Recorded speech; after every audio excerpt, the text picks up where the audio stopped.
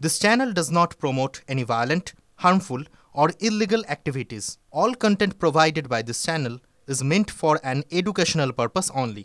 MDH chana masala এখন ছোলা হোক বা বরবটি দানা, সাদা চানা হোক বা কালো, সব রান্নাই হবে অসাধারণ। MDH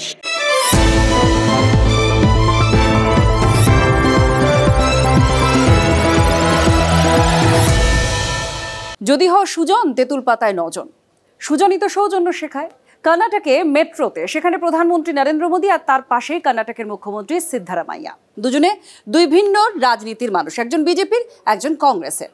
হাসি মশকরা ঠাট্টা দেখা গেল এই ছবিতে। আর এই সৌজন্যের ছবি, নিখাত সৌজন্যের ছবি কি বাংলায় দেখা যাবে? রাজনৈতিক বিতর্ক ছিল না, বরং উল্টোটাই ছিল। তবু নজর কাড়ল প্রধানমন্ত্রী নরেন্দ্র মোদীর বেঙ্গালুরু সফর, কারণ বেঙ্গালুরুতে তাই দেখা গেল যা ইদানিংকালের রাজনীতিতে অদৃশ্য। হালে নির্বাচনী ব্যবস্থায় ব্যাপক কারচুপির অভিযোগ করেছেন বিরোধী দলনেতা রাহুল গান্ধী। বেঙ্গালুরু সেন্ট্রালের অন্তর্গত বিধানসভায় লক্ষাধিক ভুয়ো ভোটারের অস্তিত্ব খুঁজে পেয়েছেন বিরোধী দলনেতা। তাকে হলফ করে অভিযোগ দায়ের করার চ্যালেঞ্জ ছুড়েছেন কর্ণাটকের মুখ্য নির্বাচনী আধিকারিক।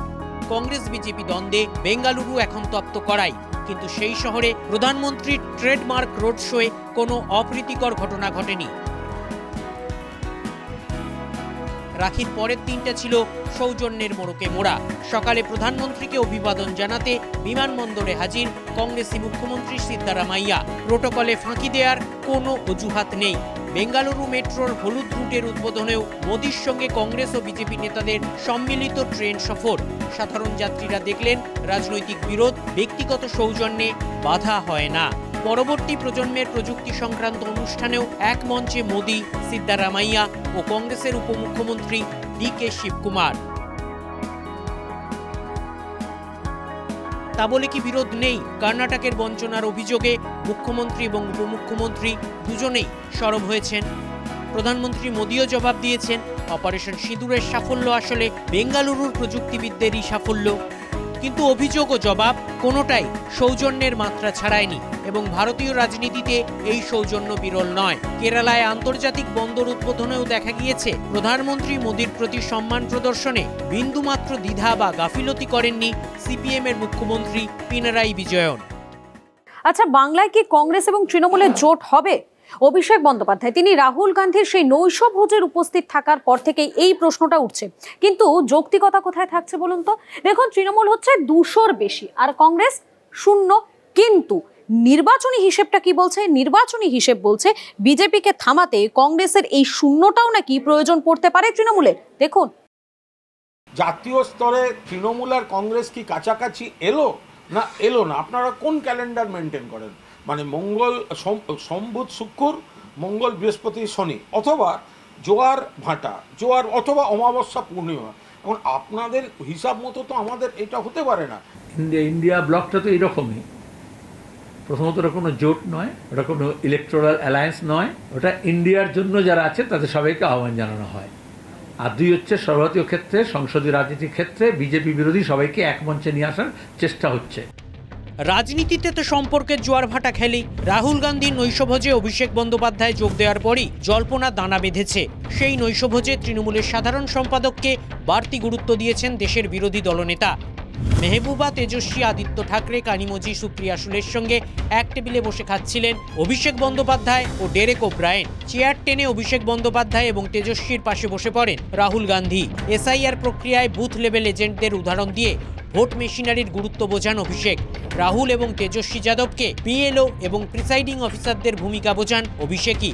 50 মিনিটের ডিনারে বাংলা এবং বিহার নিয়ে আলোচনা হয় রাহুল, অভিষেক এবং তেজস্বীর। নৈশভোজের পর অন্য আমন্ত্রিতরা বেরিয়ে গেলে রুদ্ধদ্বার বৈঠকে বসেন 14 জন নেতা। 1 সেপ্টেম্বর পাটনায় বিরোধী জোটের র্যালিতে মমতা এবং অভিষেককে আমন্ত্রণ জানান রাহুল এবং তেজস্বী। সেপ্টেম্বরের পর SIR আন্দোলনকে প্রত্যেকটা রাজ্যে ছড়িয়ে দেওয়ার প্রসঙ্গ তোলেন অভিষেকই। রাহুল গান্ধী এবং অন্যান্য যারা শক্তি আছে পশ্চিমবঙ্গে, যারা তৃণমূল কংগ্রেসে আছে, তারা তো কংগ্রেসেরই একটা রূপ। তাদের বিরোধিতার একটাই উদ্দেশ্য, সেই উদ্দেশ্য হচ্ছে মমতা ব্যানার্জি তৃণমূল জন্মলগ্ন থেকে এরকম আছেন, কলকাতায় ভাষায় ঢালকো বাবু ঢালকো, জিদের শুরু ওদের ঢালকো। এখন ওইদিকে শুরু আছে, ওইদিকে গেছেন, এখন এদিকে শুরু থাকলে এদিকে চলে আসবেন। মমতা অভিষেক পাটনায় গেলে রাহুল গান্ধীও কি 2026-এর ভোট প্রচারে আসতে পারেন? বিহারে এনডিএ বিরোধী জোট হলে বাংলায় কি বিজেপি বিরোধী জোট হতে পারে? 2011-র পর কংগ্রেসের সঙ্গে তৃণমূলের জোট ফের একবার। আমাদের অবস্থান খুব স্পষ্ট, তৃণমূলের জন্য যদি কেউ এক পা হাঁটে, তৃণমূল তার জন্য এক পা হাঁটে, কিন্তু আমাদের প্রায়োরিটি হচ্ছে বেঙ্গল। না সে যে রাজনৈতিক দল হোক। অনেক আগেই অভিষেক বন্দ্যোপাধ্যায় যেটা বুঝতে পারছেন যে একা কমব্যাট করতে পারবেন না। 11 সালে যেমন চেয়েছিলেন যে একটা ভোটও যাতে এদিক ওদিক না যায়, ঠিক সেরকম ভাবে এখনো উনি চাইছেন কংগ্রেসের ভোটটাকে অ্যাকুমুলেট করতে। শূন্যর সঙ্গে শূন্যের যোগফলও শূন্য, শূন্যকে শূন্য দিয়ে গুণ করলে তার ফলও শূন্য। মানুষ বুঝে গেছে তৃণমূলকে হারাতে পারে বিজেপি, তাই মানুষ এবার আর ওই নো ভোট টু বিজেপি এসবে অংশগ্রহণ করবে না। বিজেপিকে 40-এর নিচে নামাতে কংগ্রেসের সঙ্গে আসন সমঝোতা। মালদা, মুর্শিদাবাদ ও উত্তর দিনাজপুরে কংগ্রেসকে আসন ছাড়বে তৃণমূল। মুসলিম ভোটভাগ রুখতে কংগ্রেসের সঙ্গে আসন সমঝোতা তৃণমূলের। সুতরাং বাংলার মানুষ, আপনাদেরকে বলবো, আপনারা যদি এই সিপিএম আর কংগ্রেসকে ভোট দেন তাহলে বুঝবেন আপনার ভোটটা তৃণমূলেই যাচ্ছে। কংগ্রেস ও তৃণমূলের সমঝোতা হলে কি হবে? অধীর চৌধুরীর অবস্থান। মমতা ব্যানার্জির দয়ায় অধীর চৌধুরী কোনদিন জিততে চায়নি, জিততে চাইছে না, জিততে চাইবেও না। কারণ একটাই, মমতা ব্যানার্জি বাংলার দুশ্মন। আজ না হয় কাল বাংলার মানুষ আমার এই কথাটাকে সমর্থন করবে। সারা বাংলার, সারা বাঙালির দুশ্মনের নাম মমতা ব্যানার্জি। বাংলায় কংগ্রেস তৃণমূল জোট হবে কি নির্ভর করছে বিহারের নির্বাচনী ফলাফলের ওপর। এখন যা ইন্ডিয়া ঐক্য, তারও সূত্রপাত হয়েছিল বিহারেই, নীতিশ কুমারকে মধ্যমণি করে। তারপর জোট ভেঙে বিজেপি শিবিরে নাম লেখান নীতিশ কুমার। অর্থাৎ রাজনীতিতে কিছুই অসম্ভব নয়। Bureau report, TV9 Bangla. সবাই অঙ্ক কষছেন। সুকান্ত মজুমদার বলেছেন যে এবারে ভোটে তৃণমূল কংগ্রেসের আসন সংখ্যা 50-এর নিচে নেমে যাবে। ভবিষ্যৎবাণী করেছেন কুণাল ঘোষও। তৃণমূল কংগ্রেস নেতা কুণাল ঘোষ বলছেন যে বিজেপির আসন এবার 30-এর নিচে নামবে। একে কি বলবেন বলুন তো? কথার কুস্তি। নির্বাচন কমিশন যদি কড়া হাতে ধরে, এই রাজ্য সরকার ট্যাফু করতে পারবে না এবং 50-এর নিচে সিট নেমে যাবে। ধুয়ে মুছে সাফ করে দেন নির্বাচন। সিপিএম শূন্য তো শূন্যই থাকবে, কংগ্রেস শূন্য তো শূন্যই থাকবে, বিজেপি 30 ক্রস করবে না, বিরোধী দলনেতা পারে না। হ্যাঁ এসআইআর নাকি না এসআইআর, এই এসআইআর নিয়ে রাজ্য রাজনীতির উত্তাপ ক্রমাগত বাড়ছে। আর তার মধ্যে দিয়েই আরো বেশ কয়েকটি ঘটনা সামনে এসেছে। এই নিয়ে নবান্ন আর কমিশনের মধ্যে সংঘাত। তৃণমূল পাল্টা চ্যালেঞ্জ দিচ্ছে, তো বিজেপি হুঁশিয়ারি দিচ্ছে। আর এই নতুন সংঘাতের মধ্যে দুজন WBCS অফিসার সহ মোট 4 জনের বিরুদ্ধে পদক্ষেপ নেওয়ার জন্য কমিশন একটা ডেডলাইন বেঁধে দিয়েছে নবান্নকে। এই সংঘাতের মধ্যেই আবার নতুন হুঙ্কার শোনা গেল কেন্দ্রীয় মন্ত্রী সুকান্ত মজুমদারের গলায়। और बंगाल में भी करने वाला है, अगर करेगा तो घेराव कर्मसूची करेंगे। देखबेन और জ্বলবেন, লুচির মতো ফুলবেন। ভোটার লিস্টের নামে এনআরসি করার প্ল্যান চলছে এবং এই মুহূর্তে তো দিদিমণি থরহরি কম্প। এসআইআর বাংলায় হবে না। এসআইআর আগেও হয়েছে, এবারও হবে। বিহারের পর বাংলায় ভোটার তালিকায় নিবিড় সংশোধন শুরু হতে পারে যে কোনো সময়। তার আগে কমিশনের সঙ্গে রাজ্য সরকারের সংঘাত বাড়ছে। পাল্লা দিয়ে চড়ছে তৃণমূল বিজেপির বাকযুদ্ধ। এবার সুর সপ্তমে তুলে কেন্দ্রীয় মন্ত্রী সুকান্ত মজুমদারের হুঙ্কার, প্রয়োজনে কেন্দ্রীয় বাহিনী নামিয়ে এসআইআর হবে বাংলায়। প্রয়োজনে যদি কলকাতা সিপি এবং আমাদের ডিজিকে জেলের ভেতরে ঢোকাতে হয় তাই ঢোকাতে হবে। যদি এসআইআর করতে না দেয়, পশ্চিমবঙ্গ পুলিশ নিয়ে আপনি বেগবাগান, আপনি রাজাবাজার, সেখানে এসআইআর করতে পারবেন? পারবেন না।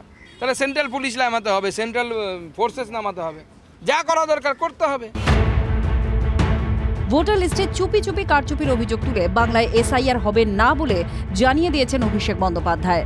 বলে যারা নির্বাচন কমিশনের মতো প্রতিষ্ঠানকে বিক্রি করে দিয়েছে, আমরা তাদেরকে বলছি নো স্যার, এসআইআর বাংলায় হবে না। এই চুপি চুপি ভোটের কারচুপি আমরা বাংলায় করতে দেবো। বৈধ ভোটার লিস্ট চাই, নিখুঁত ভোটার লিস্ট চাই। অন্য রাজ্য থেকে গাদা গাদা ভোটার এনে আমাদের রাজ্যে ঢুকিয়ে দেওয়া হলো।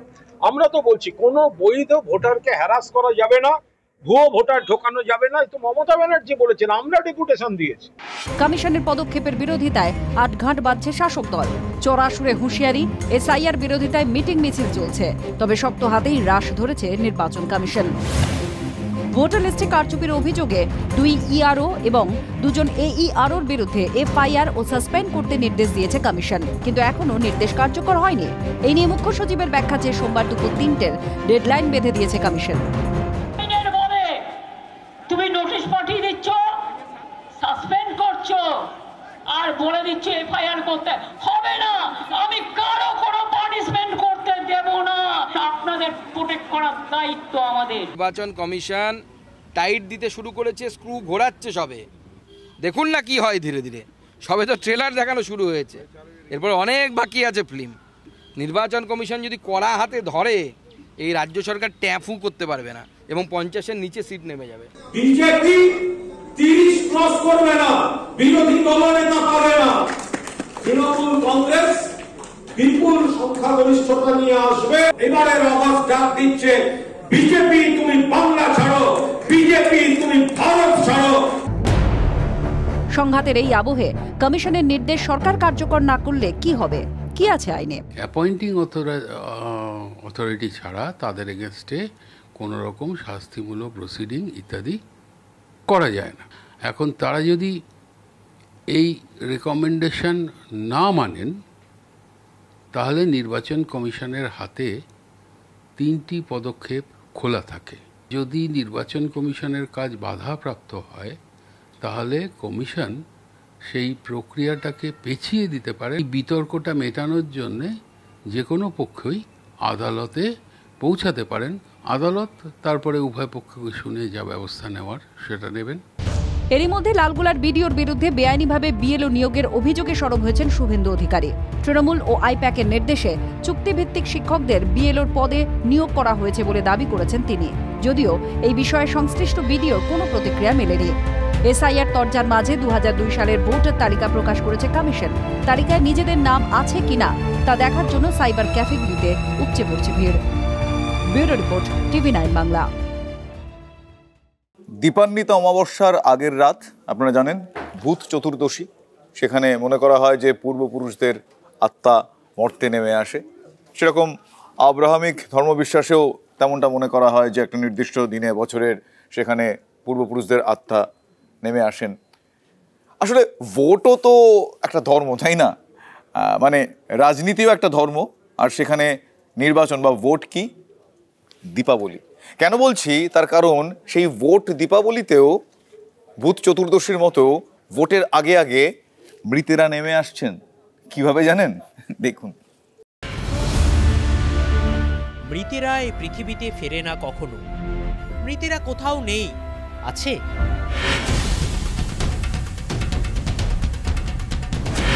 আছে তো ভোটার তালিকায় আছে।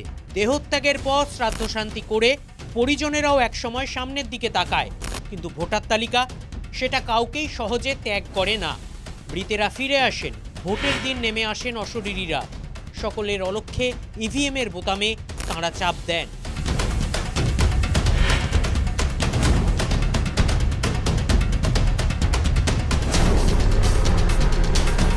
মধ্যমগ্রামের এটা একটা ভোট কেন্দ্র, ওয়ার্ড নাম্বার 25। এই 25 নম্বর ওয়ার্ডের 179 বুথে মৃত ভোটাররা ভোট দিতে আসেন। এটা বাস্তব। এখানে বিভিন্ন সময়ে মারা যাওয়া, কেউ 17 বছর, কেউ 15 বছর, কেউ 10 বছর আগে মারা গেছেন, এমন ব্যক্তিরা ভোট দিয়ে যান। কারণ এই 179 নম্বর বুথে রয়েছে 99 জন, 99 এতজন মৃত ভোটারের নাম।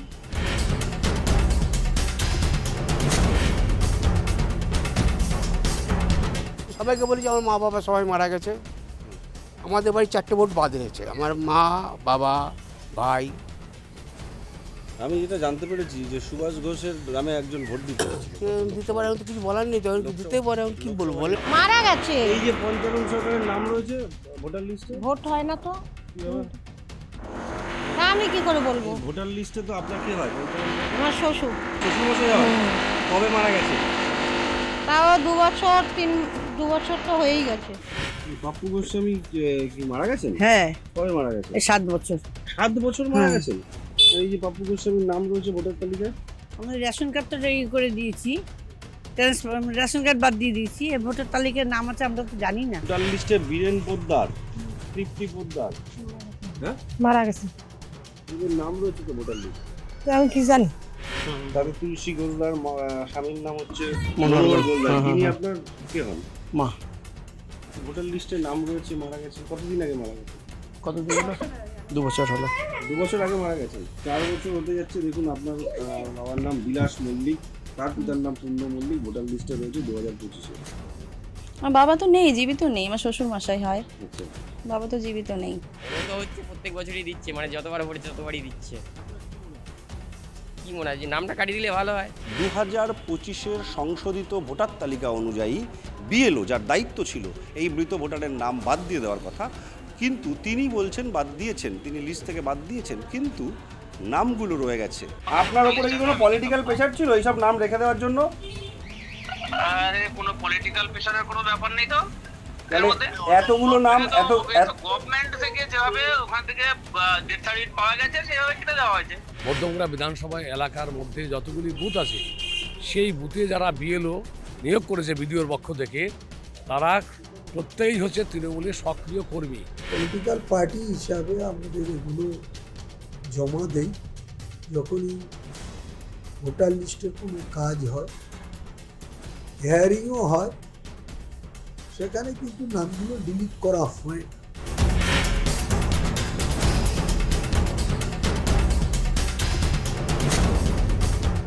কতগুলো লোক মারা গেছে, মারা যাওয়া ভোটগুলো তো মানে কাটাকাটি করে নাই, ওটা হঠাৎ ওগুলো ভাইয়ের কতগুলো চলে যাচ্ছে কিন্তু। সেটা তো আমার জানা নেই, আপনাদের মাধ্যমে শুনলাম যে মৃত্যু ভোটটা কাটা হয়নি এখনো। যে বুথগুলিতে আমাদের সাংগঠনিক শক্তি বেশি আছে, পার্টির কর্মীরা সক্রিয়, সেই এলাকায় বিএলের সঙ্গে যোগাযোগ করে আমরা অনেকগুলি নাম সেখানে কাটাতে পেরেছি।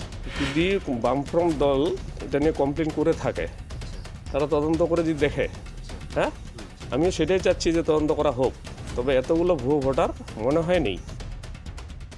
উত্তরবঙ্গ বিশ্ববিদ্যালয়ে গেস্ট ফ্যাকাল্টি হিসেবে কাজ করতেন শান্ত ভৌমিক। এই শান্ত শিলিগুড়িতে একটা ফ্ল্যাটও কিনেছিলেন। পরে জানা যায় তার নথি সব ভুয়ো, সে আদতে বাংলাদেশি। তার টিকি ছোঁয়ার আগে পগার পার হয়ে যায় শান্ত। তবে এই শান্তরা যাতে আর পালাতে না পারে তার জন্য বিশেষ ব্যবস্থা শিলিগুড়ি কমিশনারেটের। টেনান্ট পোর্টাল খোলা হলো, কিন্তু সব থেকে বড় প্রশ্ন কি বলুন তো, অনুপ্রবেশ হলে ধরা পড়বে তো এই পোর্টালে? দেশের অন্য এলাকার থেকে আলাদা শিলিগুড়ি করিডোর, যাকে বলা হয় চিকেন স্নেক, এর আন্তর্জাতিক গুরুত্বও যথেষ্ট। দেশের পূর্ব প্রান্তে এমন একটা জায়গা যেখানে হাত বাড়ালেই সীমান্ত, একটার পর একটা প্রতিবেশী দেশ। গোয়েন্দা সূত্রে খবর, এই চিকেন স্নেককেই টার্গেট করে জঙ্গিরা। অস্ত্রের চোরাচালান থেকে মাদক পাচার, নারী পাচার, বারবার শিরোনামে উঠে এসেছে এই শিলিগুড়ি করিডোর। এই পরিস্থিতিতে অনুপ্রবেশকারী ও অপরাধী খুঁজতে নতুন ভাড়াটিয়া পোর্টাল চালু করা হলো শিলিগুড়িতে। এই শহরে ভাড়াটিয়া হিসাবে কারা থাকছেন তা খুঁজতে এবার পোর্টাল চালু করলো শিলিগুড়ি পুলিশ কমিশনারেট। পুলিশের তরফে দাবি, নতুন ব্যবস্থাপনায় সবটাই অনলাইনে হবে। ভোটার ও আধার কার্ড জাল কিনা তা দ্রুত খতিয়ে দেখা যাবে। এতে অপরাধী এবং অনুপ্রবেশকারী দুই দ্রুত চিহ্নিত হবে। কি হইলো না, পরবর্তীকালে যদি কোনো কিছু ক্রাইম হয়েছিল, 1 মাস আগে একটা আমরা কারাগার ওখানে থেকে ছিল, আমরা ডেটা আমরা হাতে রাখতে পারি। আগে ছিল এটা, কিন্তু আগে এটা অফলাইন ছিল, ওরা ম্যানুয়ালি হাতে লিখতামটা, লিখে হ্যাঁ লিখে মানে জমা করতামটা, কিন্তু ওটা এটা কি বলতো না, আমরা এটা ভেরিফাই করা খুব টাফ হবে। এখন তো আমরা পুরো আমরা অনলাইন আছে। এটা সকলকে এই পোর্টালে তথ্য দেওয়ার জন্য আবেদন করেছে তৃণমূল পরিচালিত শিলিগুড়ি পুরসভার মেয়রও। শিলিগুড়ি একটা সংযোগস্থল, অনেকগুলো জাতীয় এবং আন্তর্জাতিক বর্ডার আছে, এবং এখানে কারা আসছেন কারা থাকছেন তার একটা সম্মিলিত তথ্য, একটা ভান্ডার থাকা দরকার। যে এর সাথে আপনাদের প্রপার্টি ট্যাক্স বৃদ্ধির কোনো সম্পর্ক নেই, এর সাথে ইনকাম ট্যাক্সের কোনো সম্পর্ক নেই। সামনেই 26-এর নির্বাচন, তার আগে এসআইআর অর্থাৎ ভোটার লিস্টের বিশেষ নিবিড় সংশোধনে তুঙ্গে তর্জা। এসআইআর এর বিরুদ্ধে প্রচার চালাচ্ছে রাজ্য শাসক দল। এসআইআর এর নামে এনআরসি করার প্ল্যান হচ্ছে বলে অভিযোগ তুলেছিলেন মমতা বন্দ্যোপাধ্যায়। এসআইআর নামে, স্পেশাল ডিভিশনের নামে এনআরসি করার একটা প্ল্যান চলছে, এটা পুরো একটা প্ল্যান্টেড গেম। এবার সেই প্রসঙ্গ টেনেই প্রশাসনকে নিশানা করেছে বিজেপি। তাদের দাবি, রাজ্যের সরকার এসআইআর এর বিরোধ করলেও এবার নিজেরাই তথ্য সংগ্রহ করছে। কোথাও না কোথাও একটা হাস্যকর হচ্ছে। একদিকে যেখানে রাজ্য সরকার এসআইআর বিরোধিতা করছে, কিন্তু ভিতরে পুলিশ মনে হচ্ছে এসআইআর সহযোগিতা করে যাবে। সম্প্রতি শিলিগুড়ি থেকে গ্রেফতার হয়েছে চীনা নাগরিক। আশেপাশে এলাকায় এটিএম লুটেরও ঘটনা ঘটেছে। তবে কি এতদিনে ফিরল পুলিশের অন্যান্য পোর্টালের মতো এটাও শুধু খাতা কলমে থেকে যাবে না তো? Prosenjit Chowdhury report, TV9 Bangla. নবান্ন অভিযানে জখম, বেসরকারি হাসপাতালে প্রায় 24 ঘন্টা থাকার পর অবশেষে বাড়ি ফিরলেন তিলোত্তমার মা। প্রশ্ন উঠছে, হাসপাতাল তাকে পর্যবেক্ষণে রাখা সত্ত্বেও ভর্তি নিল না কেন? এর নেপথ্যে কি প্রশাসনের চাপ রয়েছে? আর এই নিয়েই বিতর্কের জল গড়াচ্ছে। ইতিমধ্যেই পুলিশের তরফে আশ্বাস দেওয়া হয়েছে মারধরের অভিযোগ খতিয়ে দেখা হবে। এর পাশাপাশি অভিযানের অশান্তিকে কেন্দ্র করে কড়া ব্যবস্থা নিচ্ছে পুলিশ।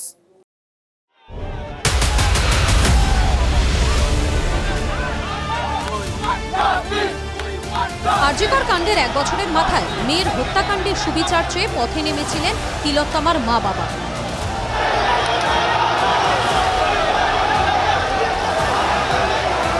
লাঠিচার্জ করা হচ্ছে পুলিশের তরফে। নবান্ন অভিযানে নির্যাতিতার মা পুলিশের হাতে আক্রান্ত হন বলে অভিযোগ। বাইপাসের ধারের একটি হাসপাতালে তাঁকে নিয়ে যাওয়া হয়। শনিবার বিকেল থেকে তাঁকে জরুরি বিভাগেই পর্যবেক্ষণে রেখে চিকিৎসা চলছিল। ভর্তি নেওয়া হয়নি। রবিবার দুপুরে তিলোত্তমার মাকে হাসপাতাল থেকে বাড়ি নিয়ে যাওয়া হয়। আপাতত তাঁকে বাড়িতেই বিশ্রামের পরামর্শ দেওয়া হয়েছে। মোটামুটি আউট অফ ডেঞ্জার বলাই যায়, কিন্তু পরবর্তীতে আর একটা নিউরো অপিনিয়ন এখান থেকে বলে দেওয়া হয়েছে। তবে তাঁকে হাসপাতালে ভর্তি না নিতে কি কোনো চাপ ছিল? আদালতে মামলা লঘু করতে কি ভর্তিতে গড়িমসি করা হয়? এমন প্রশ্নই তুলে সরকারের দিকে আঙুল তুলেছেন তিলোত্তমার বাবা। রবিবার তিলোত্তমার মাকে দেখতে হাসপাতালে যান কেন্দ্রীয় শিক্ষা প্রতিমন্ত্রী সুকান্ত মজুমদার। তিনিও একই অভিযোগে সরব হয়েছেন।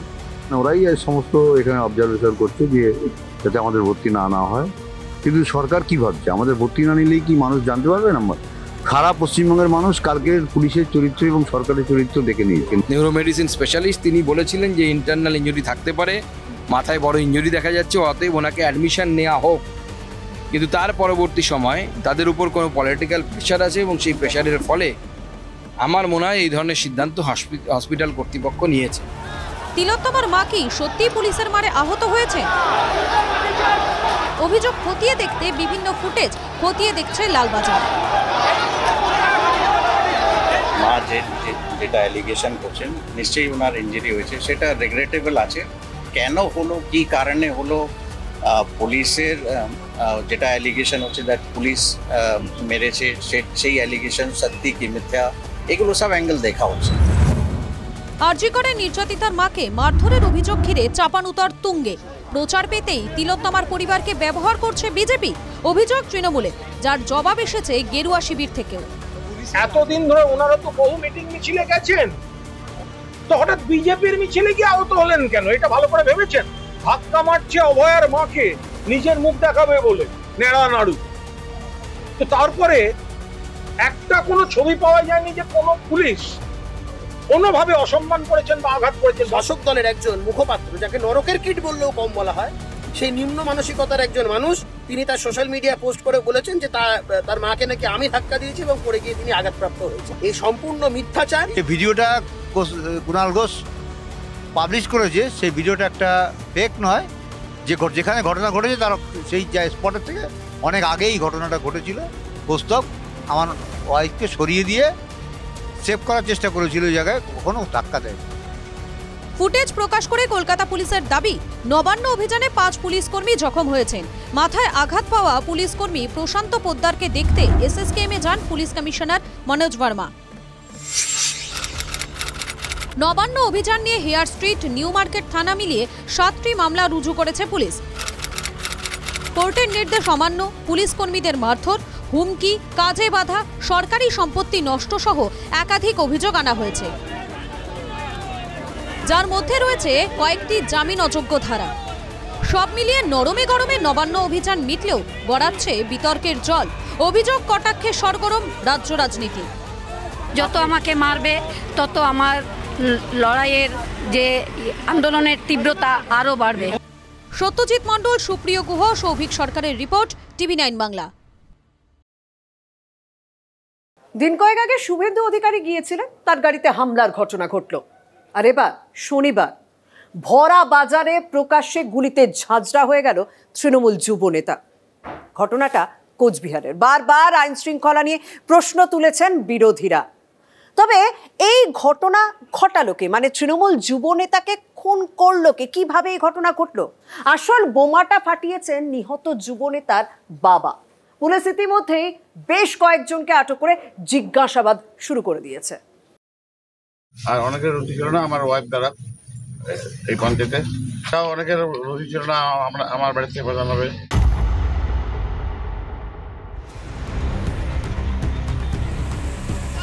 দলের মধ্যেই শত্রু। শনিবার দুপুরে কোচবিহারের হুন্ডি বাড়িতে দিনে দুপুরে শুট আউট। ডোডেয়ার হাটে ঝাঁঝরা হয়ে যান যুব তৃণমূল নেতা অমর রায়, তার মা পঞ্চায়েত প্রধান। কেন খুন হতে হলো শাসক দলের তরতাজা যুব নেতাকে? অমর কি তৃণমূলের গোষ্ঠীদ্বন্দ্বের শিকার? এই নিয়ে শোরগোলের মাঝেই বিস্ফোরক দাবি করেছেন নিহত তৃণমূল নেতার বাবা। অঞ্চলে যদি কোনো আমাদের নেতা নেত্রীরা কোনো গন্ডগোল করে, কোনো যদি খাওয়া দাওয়ার ধান্দা করে, আমরা এটা বিরোধ ছিলাম পুরোপুরি। আমরা এটা করতে দেইনি কাউকে। কারো হয়তো স্বার্থ আঘাত হয়েছে, এরা হতে পারে। আমাদের জন্য কারো কামাই হচ্ছে না, এটাও হতে পারে। কোনো নেতা নেত্রীরা যদি পয়সা দেয় আমি পয়সা দেবো না, এটাও হতে পারে। এই ধরনের একটা ব্যাপার আছেই। আপাতমস্তক রাজনৈতিক পরিবার। অমরের মা পঞ্চায়েত প্রধান। নিহত নেতার বাবার দাবি, স্ত্রী পঞ্চায়েত প্রধান হওয়া ইস্তক অনেক শত্রু তৈরি হয়েছিল। ছেলের খুনে তাদের মধ্যে কেউ জড়িয়ে থাকতে পারেন বলেও তিনি ইঙ্গিত করেছেন। তৃণমূল কংগ্রেসের গোটা ঘটনাকে বিজেপির দিকে টার্ন নিয়ে নেওয়ার যে যুক্তি গতকাল থেকে তৃণমূল কংগ্রেস দাঁড় করানোর চেষ্টা করেছে, তাতে অনেকটাই জল ঢেলে দিয়েছেন নিহতর বাবা। সব মিলিয়ে পুলিশের কাছে একাধিক তথ্য এসে পৌঁছেছে কিভাবে খুন হয়েছে এই অমর রায়। এলাকায় জমি মাফিয়াদের দাদাগিরির বিস্তর অভিযোগ। শাসক ঘনিষ্ঠ সেই মাফিয়াদের রোষে কি পড়েছিলেন যুবনেতা, সেই সম্ভাবনার দিকটিও উঠে আসছে। জট খুলতে একাধিক জনকে জিজ্ঞাসাবাদ করছে পুলিশ। যদিও দলের দ্বন্দ্ব উড়িয়ে এই খুনে বিজেপির দিকেই আঙুল তুলেছেন জেলা তৃণমূল সভাপতি। বিজেপি যদি এই ঘটনার পেছনে না যুক্ত থাকে তাহলে এটা অসম্ভব। চারটে ছেলে হেলমেট পরে গিয়ে নাম্বার প্লেট ছাড়া গাড়ি নিয়ে গুলি করে হত্যা করলো প্রধানের ছেলেকে, তার শত্রু কে থাকতে পারে? হ্যালো, তার মৃত্যুতে কে লাভবান হবে? তার জীবদ্দশায় কাদের ক্ষতি হচ্ছে? কুচবিহারের আইন শৃঙ্খলা চূড়ান্ত অবনতি হয়েছে এবং তার দায় এড়িয়ে যেতে পারে না কুচবিহারের এসপি এবং কুচবিহারের 3 অতি শক্তিশালী নেতা উদয়ন বাবু, পার্থপ্রতিম বাবু এবং অভিজিৎ বাবু। আজকের যে পরিস্থিতি তৈরি হয়েছে সেখানে শাসক দলের নেতার এইভাবে দিনে দুপুরে খুন হয়ে যাওয়াটা আসলে কুচবিহারের দুষ্কৃতির রাজেরই একটা চিহ্ন। যুব তৃণমূল নেতা খুনের প্রতিবাদে রবিবার পথে নামে তৃণমূল।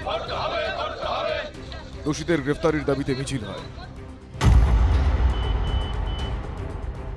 ভাঙড়, মালদা, সুতি থেকে সোনারপুর, সম্প্রতি একাধিক জায়গায় শাসক নেতা খুনে গোষ্ঠীদ্বন্দ্বের দিকেই আঙুল উঠেছে। গ্রেফতার হয়েছে শাসক দলের নেতাকর্মীরা। কোচবিহারে যুব নেতা খুনের নেপথ্যেও কি তৃণমূলের কোন দল?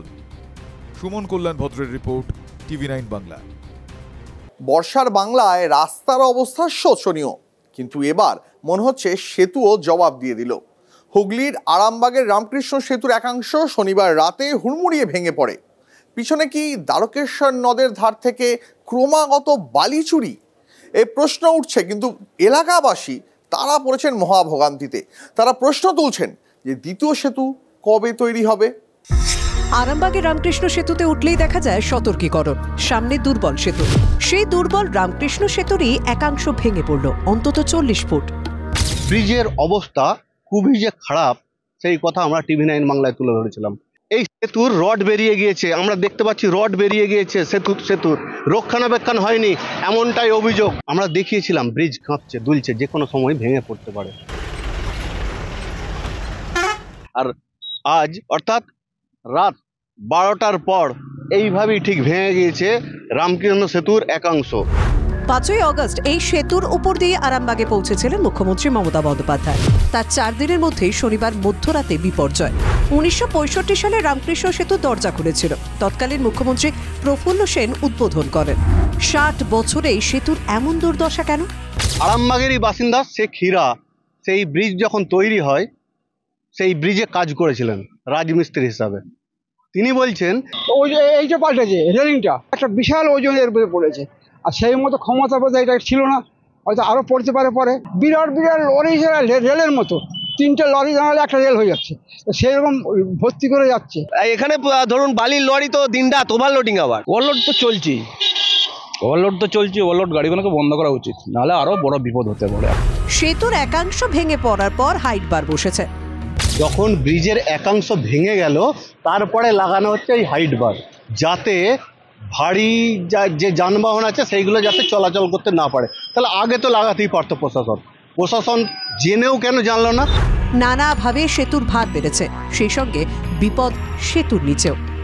আরামবাগ রামকৃষ্ণ সেতুর একদম নিচে দাঁড়িয়ে আছি, আর এখানে আরামবাগ পৌরসভা এখন বর্তমানে ডাম্পিং গ্রাউন্ড করেছে। এই রামকৃষ্ণ সেতুর এই নিচ থেকে, অর্থাৎ দ্বারকেশ্বর নদী থেকে বালি তোলা হতো, যার ফলে 2018-19 বর্ষে এই রামকৃষ্ণ সেতুর 2টি পিলার ঝুলে থাকে। রোগে রোগে জরাজীর্ণ, প্রশাসনের ঘুম ভাঙছে না দেখে আশঙ্কায় স্থানীয়রা। আজকে যে অবস্থা দেখছি আমাদের বুক ধড়ফড় করছে, আমরা যাবো কি করে? তাও দেখুন কি অবস্থা, এখনো ঝুলছে। যে কোনো সময় নিচে কোনো মানুষ গেলে মারা পড়ে যাবে ভেঙে পড়লে, এখনো পর্যন্ত কোনো পড়ে যাচ্ছে। ইমিডিয়েট জেসিবি দিয়ে ওটাকে ভেঙে ফেলা উচিত। যথাযথ স্বাস্থ্য পরীক্ষা কি আদৌ হয়? দ্বিতীয় সেতু কি আদৌ বাস্তবায়িত হবে? তৃণমূলকে আক্রমণ বিরোধীদের। মুখ্যমন্ত্রীর দলের লোকেরাই মুখ্যমন্ত্রীকে ভুল পথে পরিচালিত করছে। তো দীর্ঘকাল আপনারা দেখেছেন এই যে দুর্বল সেতুটা ঢেকে দিয়েছিল এখানে, যদি দুর্বল সেতুর লেখা মুখ্যমন্ত্রী দেখতে পেতেন তাহলে মুখ্যমন্ত্রী এই ব্রিজের উপর আলো যেতেন না। বিকল্প একটা ব্রিজ তৈরি করতে হবে, যে কোনো মুহূর্তে এই ব্রিজটা ভেঙে পড়তে পারে। সঙ্গে সঙ্গে তো হয়ে যাবে না, এটা প্রসেসে আছে দ্বিতীয় সেতু হওয়ার জন্য। ওপরতলা দেখে উত্তর আড়ালেন পূর্ত দপ্তরের আধিকারিক। এটা আমরা রাত থেকে মনিটর করছি, হাইওয়ে অথরিটিকে জানানো আছে, হাইওয়ে অথরিটি আসছেন। অবহিত করা হচ্ছে যে গতকাল রাতে কালীপুর ব্রিজের একাংশ ভেঙে পড়ায় এই ব্রিজের ওপর দিয়ে ভারী যান চলাচল কঠোরভাবে নিষিদ্ধ করা হয়েছে। হাইট বার বসিয়ে মাইকে করে এই যাত্রায় বিপদ এড়ানোর চেষ্টা প্রশাসনের। তন্ময় বৈরাগীর রিপোর্ট, TV9 বাংলা। মুম্বাইতে তো এসি লোকাল আছে, এবার কলকাতাও এসি লোকাল পেয়ে গেল। আপাতত শিয়ালদা থেকে রানাঘাট এর মধ্যে যাতায়াত করবে এই ঠান্ডা ট্রেন। আজ শুভারম্ভ হলো, কিন্তু ঠান্ডা ট্রেনের শুভারম্ভের দিনই রাজনীতির উত্তাপ আবার দমদমে। এসি লোকালে যাত্রা শুরু। পূর্ব ভারতে প্রথম কলকাতা শিয়ালদা থেকে রানাঘাট পর্যন্ত এসি লোকালের যাত্রা। মুম্বাই চেন্নাইতে শুরু হলো, পূর্ব ভারতের স্বাধীনতার পর এই প্রথম শুরু হলো।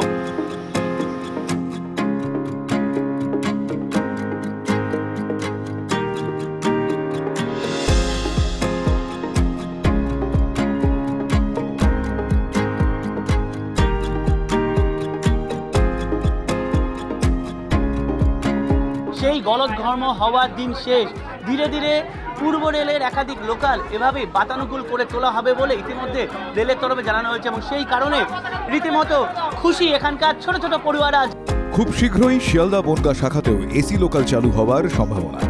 উদ্বোধনী দিনে এসি লোকালে নারী শক্তির জয় জয়কার। 100% গর্বের, এবং আমাকে যে চয়েস করা হয়েছে এটার জন্য আমি অ্যাডমিনিস্ট্রেশনকে ধন্যবাদ দিচ্ছি। শিয়ালদার উদ্বোধনী অনুষ্ঠান সেরে এসি লোকালে চেপে দমদমে যান সুকান্ত মজুমদার। সেখানে তৃণমূলের বিক্ষোভের মুখে পড়েন কেন্দ্রীয় প্রতিমন্ত্রী।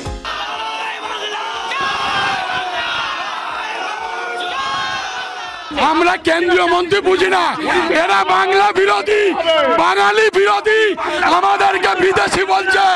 আমরা তাই বলছি, যেখানেই দেখবা সেখানেই আমরা জয় বাংলা বলবো। অবশ্যই রেলমন্ত্রীকে জানাবো, আমি তো ভিডিও করতে বলেছি, এটা ভালো করে ভিডিও করে দিতে আমরা রেলমন্ত্রীকে বলবো, RPF-কে দিয়ে এদের বিরুদ্ধে শক্ত ব্যবস্থা নেওয়ার জন্য। স্টেশন চত্বরও রাজনীতি মুক্ত হতে পারল না। Bureau report, TV9 Bangla.